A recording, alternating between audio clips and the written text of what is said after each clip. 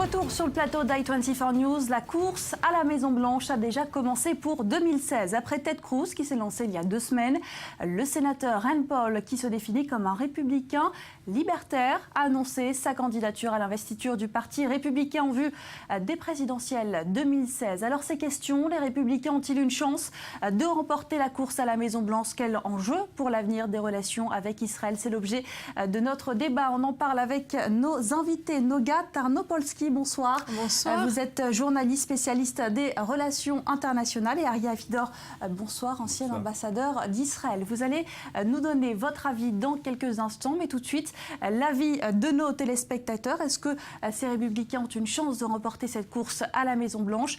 Julia Ganancia, vous avez recueilli ces avis. Bonsoir. Bonsoir Daniel. Il est le deuxième républicain de poids à se lancer dans la course pour la présidentielle de 2016. Le conservateur Rand Paul a annoncé sa candidature aux États-Unis. Face à lui, Ted Cruz, qui s'est déjà déclaré candidat, et Jeb Bush, fils de l'ancien président, devrait aussi annoncer sa candidature prochainement. C'est donc la question que nous avons posée aujourd'hui à nos internautes. Les républicains ont-ils une chance de remporter la course à la Maison-Blanche? Je vous propose de regarder tout de suite les résultats de notre sondage. Et vous le voyez ce soir, le oui l'emporte très largement à 81%, avec seulement 14% de non. On regarde donc de plus près qu'ont pensé nos internautes et on va commencer avec le commentaire de Gisèle H. Oui, les Américains se voient fatigués des 8 années d'Obama qui ont affaibli leur pays aux yeux d'une grande partie du monde. Même opinion pour Julien Gabé. Oui, de fortes chances même, après 8 ans d'administration démocrate, les Américains sont fatigués de la politique intérieure d'Obama qui n'a pas vraiment réussi à imposer des mesures phares et à augmenter leur niveau de vie. Alors comme je vous l'ai dit tout à l'heure, ils ont aussi 14% à avoir voté non. C'est par exemple le cas d'Amandine Durand. Ils n'ont aucune chance pour elle. Les démocrates vont bénéficier de l'excellent bilan d'Obama et notamment de la fameuse Obamacare qui a permis d'offrir une couverture sociale à une large majorité d'Américains. Enfin, je vous propose de terminer avec le commentaire d'Alexandre Klein. Non, ils ne gagneront pas parce qu'ils inspirent encore aux Américains le traumatisme du 11 septembre et de la guerre en Afghanistan et en Irak qui a été très douloureuse. À part leur hostilité à Obama, ils n'ont pas exprimé grand-chose de nouveau ces derniers mois. Voilà Daniel, c'est tout pour ce soir. Je vous laisse en débattre avec vos invités. Et puis je vous rappelle, vous, à nos téléspectateurs qui nous regardez, que vous pouvez toujours participer à notre débat sur Facebook et sur Twitter, sans oublier notre site internet www.i24news.tv. Merci beaucoup Julia Ganancia. Noga Tarnopolsky, est-ce que, à l'image de ces chiffres que l'on vient de voir, vous pensez que l'alternance est en marche aux États-Unis? On ne sait rien en fait, c'est trop tôt. Il y a une tradition d'alternance aux États-Unis? Oui, il y a une tradition, mais pour le moment, les candidats qui se sont vraiment présentés sont assez faibles, même marginaux, je dirais, comme Rand Paul, avec des idées curieuses et excentriques, mais on ne voit pas pour le moment une vraie candidature sérieuse qui pourrait menacer la Maison-Blanche des démocrates. Alors qui est-il justement ce Rand Paul? Que sait-on de lui? C'est un homme qui se définit comme libertaire, comme vous avez bien dit. Il est contre, sa position envers Israël est définie surtout parce qu'il est contre l'aide étrangère américaine à tous les pays. Il est pro un isolement des États-Unis au plan diplomatique. Et il est étrange. C'est un candidat vraiment pas du mainstream américain, je dirais, surtout ça. Et ça peut coûter cher aux Républicains, cette division, le fait qu'il n'y ait pas un personnage qui émerge? Oui, écoutez, moi je suis loin de voir comme vos internautes les républicains élus à 80 et quelques pourcents de l'opinion publique américaine aux prochaines élections. Pour commencer, oui. Et je suis entièrement d'accord avec vous, nous sommes en pleine, je dirais, futurologie et à faire des hypothèses politiques. À vouloir résoudre une équation à 16 inconnus et sans que nous disposions de toutes... Alors parlons de ce qu'on sait en tout cas sur Rand Paul, sur ses origines. Son père que l'on dit anti-israélien par exemple. Alors, bon, écoutez, on ne sait pas précisément. Bien sûr, oui, on a écrit. Rand Paul lui-même, vous l'avez dit, était opposé de principe de par ses convictions, était opposé à l'aide américaine aux aux alliés, aux pays étrangers, et par là même opposé donc à l'aide à Israël. Mais il a prouvé qu'il était surtout pragmatique, puisque en définitive, il est revenu sur cette position pour ce qui concerne Israël. C'est un politicien, je ne sais pas, j'ai beaucoup de mal à évaluer ses chances. Je suis d'accord avec l'analyse que vous avez faite sur ses chances, en définitive, de l'emporter. Alors on va parler plus globalement de ce parti républicain. Il faut dire que ça a été un allié d'Israël, notamment sur le dossier nucléaire iranien au cours de ces derniers mois. Les républicains qui tentent de faire pression sur Barack Obama. On parle d'une échéance, ça va se passer en avril prochain. Ils veulent faire obtenir un vote concernant cet accord cadre sur le nucléaire iranien. Quelle est la marge de manœuvre aujourd'hui de Barack Obama face aux républicains ? C'est une excellente question. Moi, je crois qu'il a quand même la position bien plus forte parce que le système présidentiel américain est quand même a été créé même pour donner le pouvoir des relations internationales au président.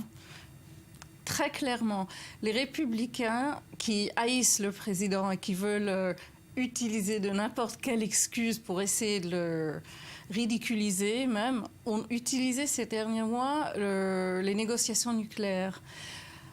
Mais je crois que la position, du point de vue constitutionnel, la position des républicains est très très faible.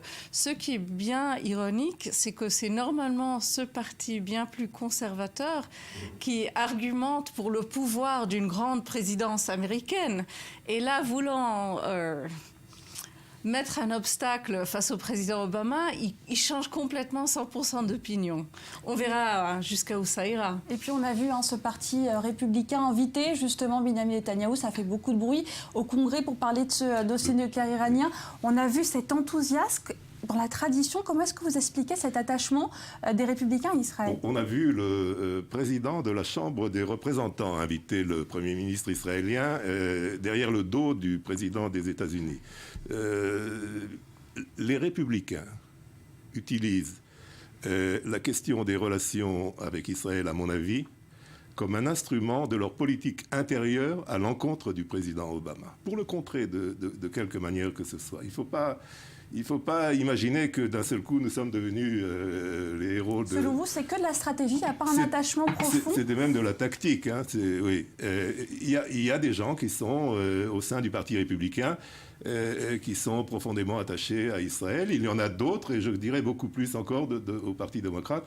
Et je regrette amèrement qu'autour de la question du nucléaire iranien, et surtout de la question protocolaire de l'intervention du Premier ministre Netanyahou face au Congrès, je regrette que nous ayons pris le risque, et c'est un risque sérieux, de voir la question des relations avec Israël devenir une question partisane. Précisément que les républicains soient les amis d'Israël, soudainement, parce que c'est loin d'être vrai. Il y a au sein du Parti républicain, il y a toutes sortes de tendances en ce qui nous concerne. D'ailleurs, il y a eu un sondage, 30% aujourd'hui, un sondage qui a été paru dans le Jerusalem Post, qui dit que 30% des républicains, justement, soutiennent un accord avec le nucléaire iranien. Ce n'est pas tout le monde. Ça ne m'étonne pas. Écoutez, on se souvient d'administrations républicaines qui ne nous ont pas laissé un souvenir extraordinaire. Et il n'y a pas encore tellement longtemps de cela. Oui.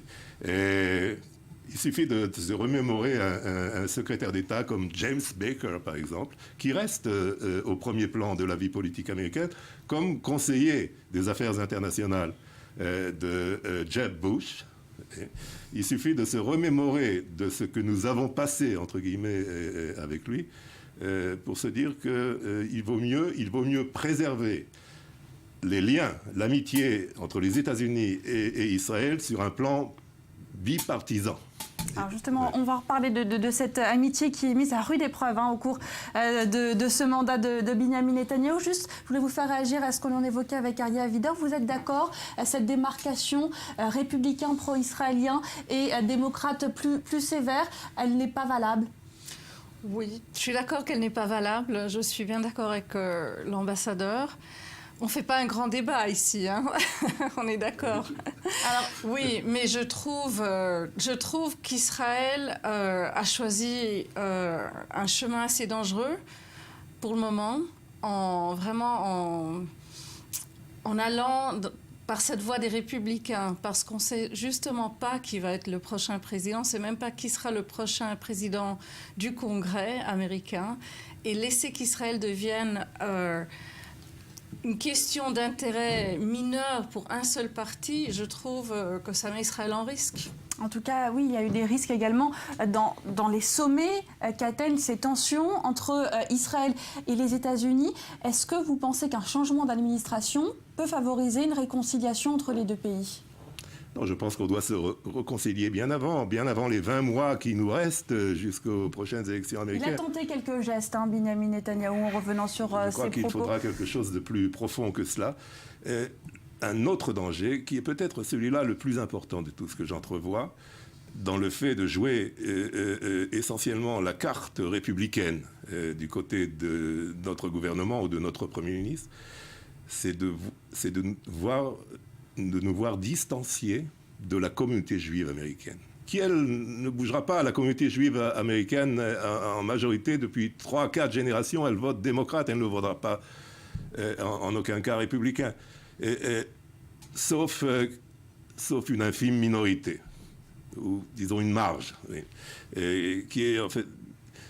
Et ça, c'est un danger, parce que. En fonction de quel intérêt elle vote, cette communauté juive américaine ? De ses propres intérêts.